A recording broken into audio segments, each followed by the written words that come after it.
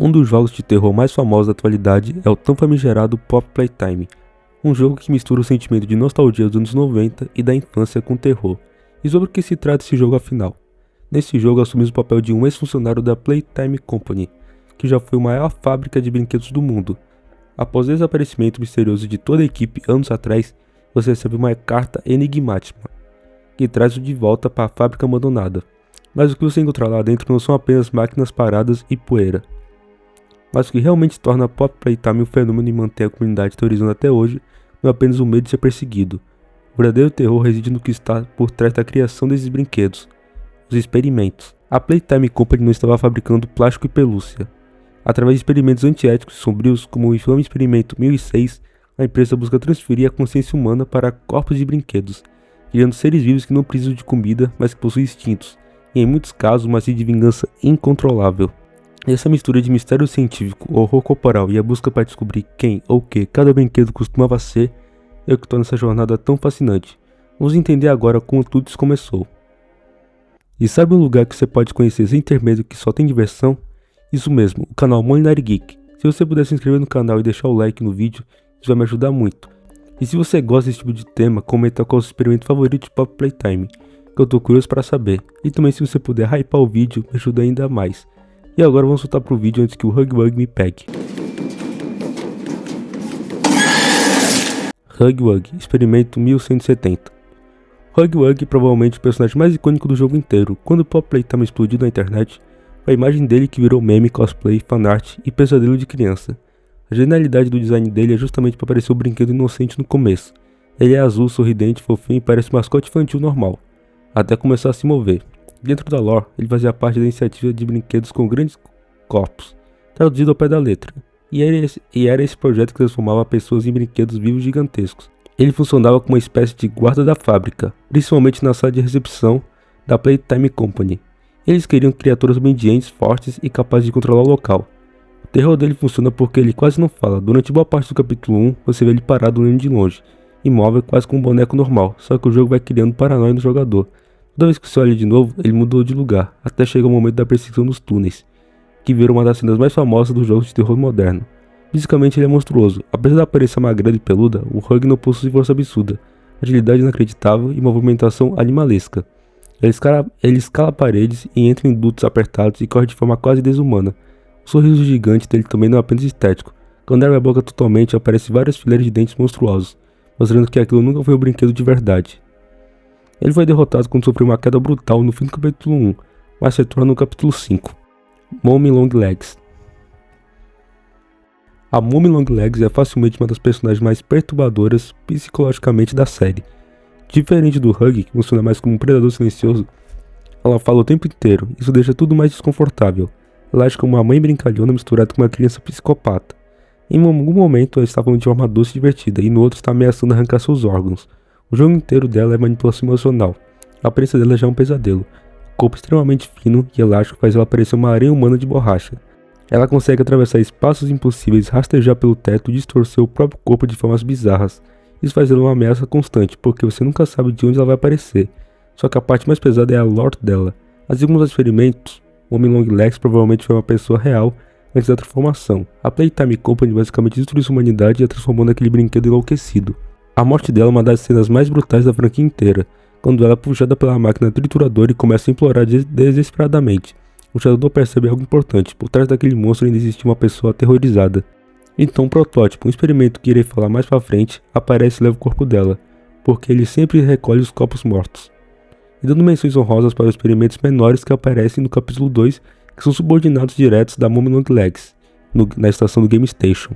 Começando pelo jogo de memória musical, que tem como principal experimento o Bunzo, que quando você faz o jogo ele fica descendo e batendo aqueles dois pedaços de metal igual o macaco do Toy Story 3. Quando você perde ele te ataca com tudo.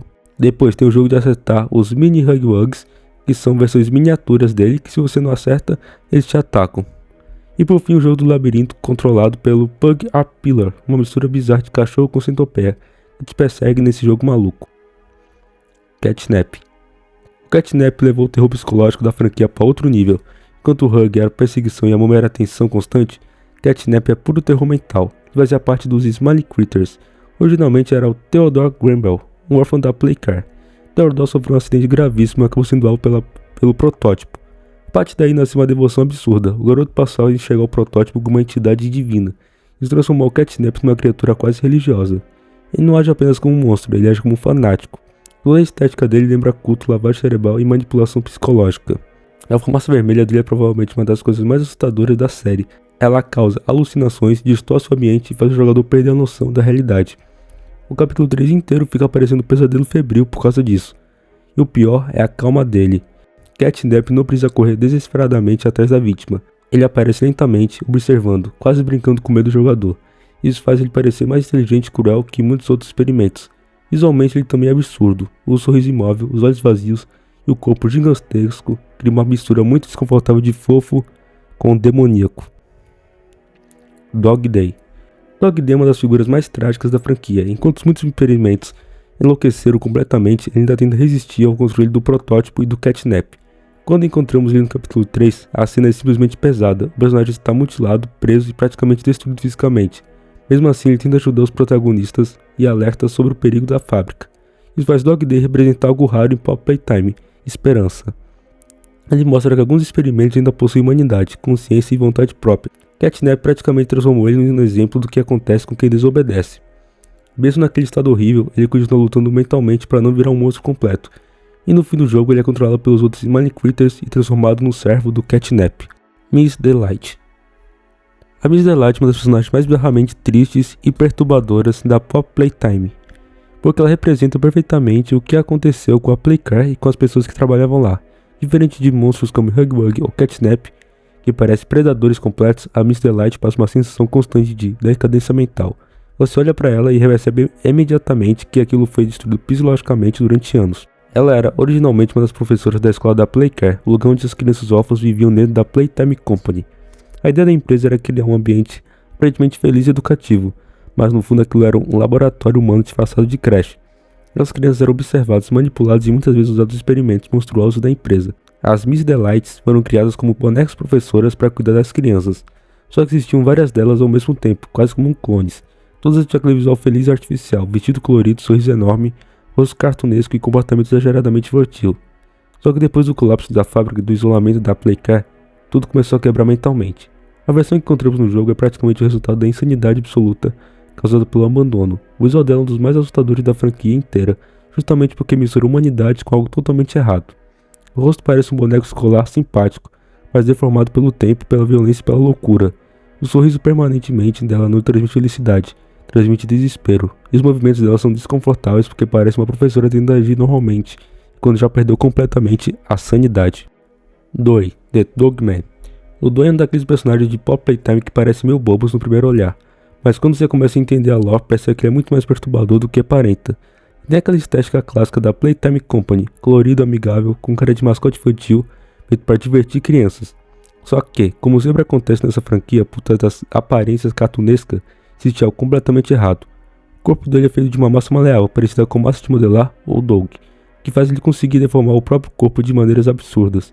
Isso deixa ele extremamente desconfortável visualmente, porque os movimentos dele nunca parecem naturais. Em vez de andar normalmente, ele se estica, afunda, se contorce e reconstrói parte do corpo como se fosse uma criatura sem forma fixa.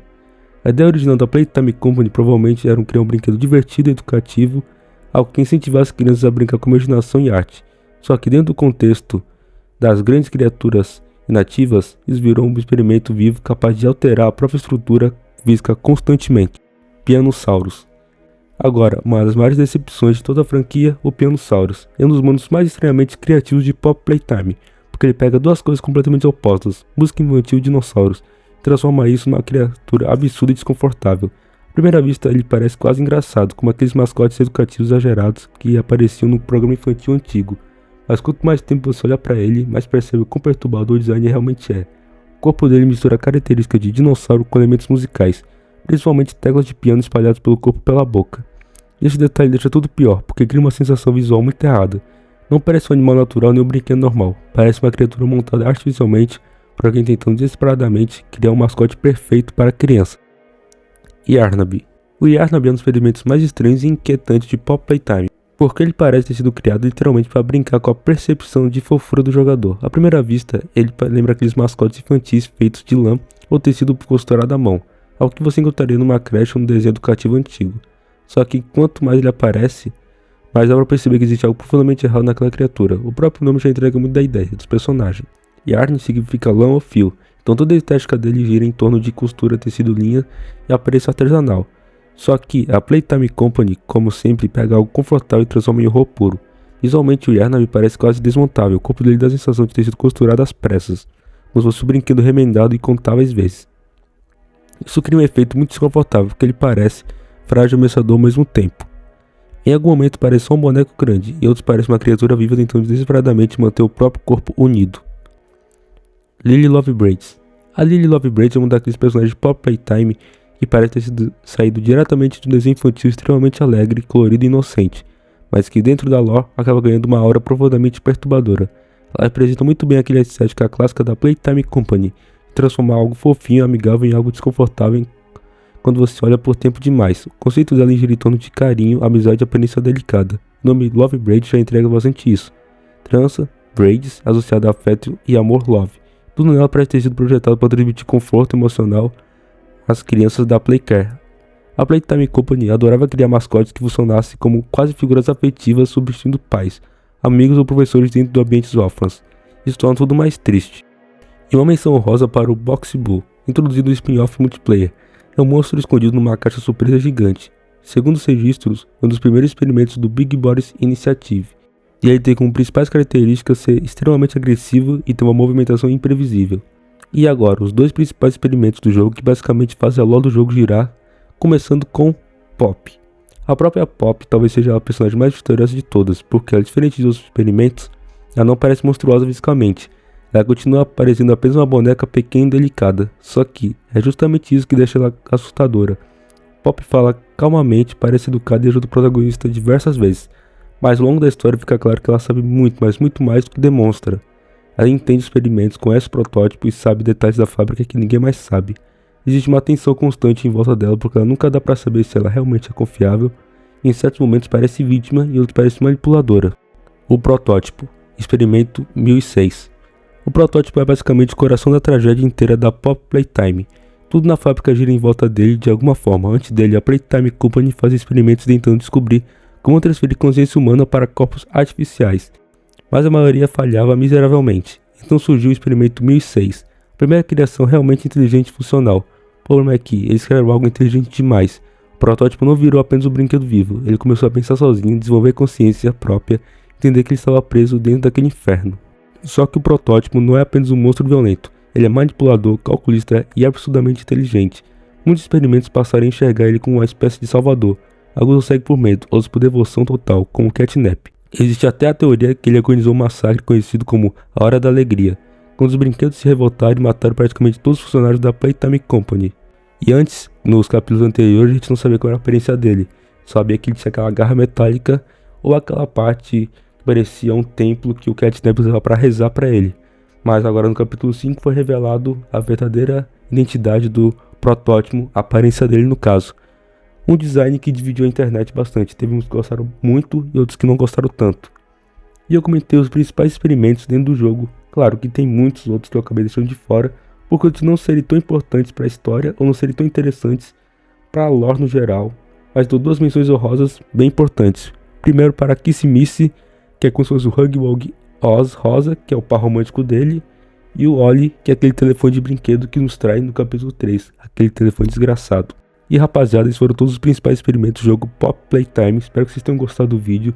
Muito obrigado a todos que chegaram até o final, se você puder comentar, se inscrever e deixar o like, hypar o vídeo me ajuda demais. E é isso, falou, tamo junto.